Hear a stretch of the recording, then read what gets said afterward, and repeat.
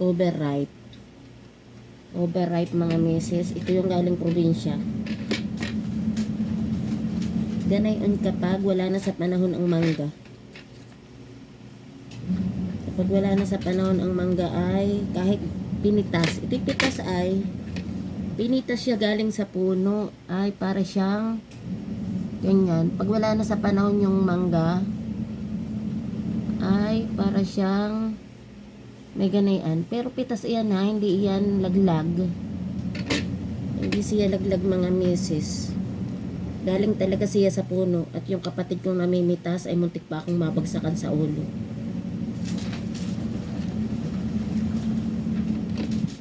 Ako naglalaba.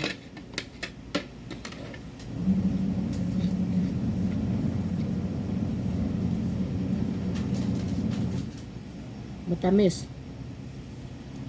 Pag galing siya sa puno ay pag hinog sa puno ay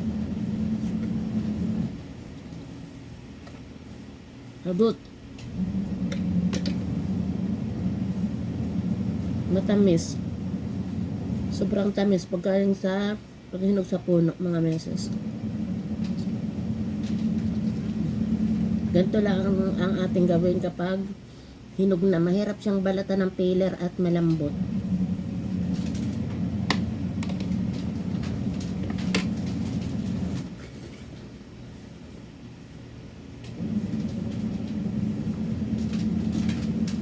Sarap. Marami pa akong mangga mga meses. Ayan yung iba hilaw. Yung iba ay hinog. Yung iba ay matigas.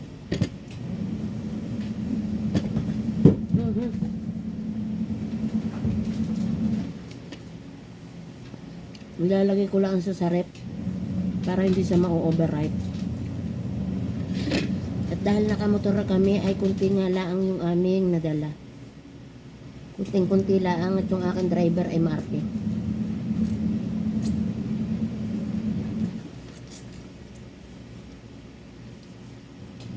Sobrang tamis pag galing sa hinog sa puno.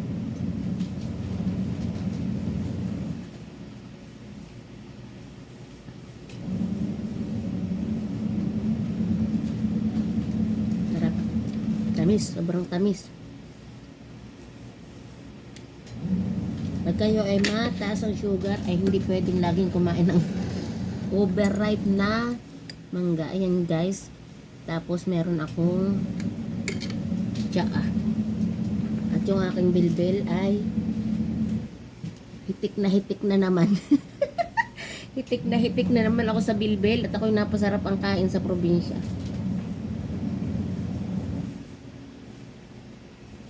Yan ay pampatunaw ng ating mga kinain mga meses. Masarap kahit wala asukan.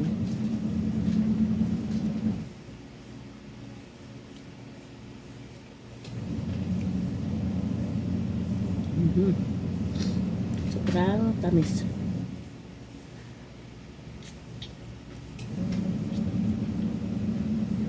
Magandaan sa probinsya, hindi ka nabibili ng mga prutas. Hindi kagaya dito sa Maynila, kailangan bumili kung gusto mong makatikim ng mangga.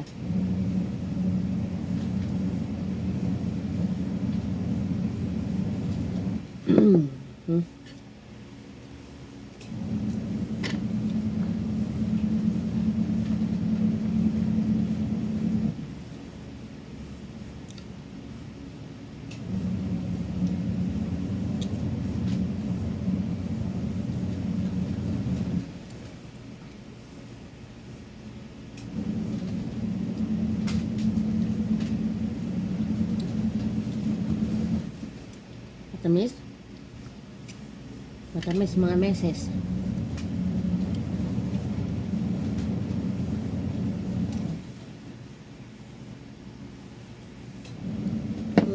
Sakto na sa aking tanghalian. Papasok ako ng alas 3 at ako'y busog na. Hindi ako nakakain ng kanin. Ayan.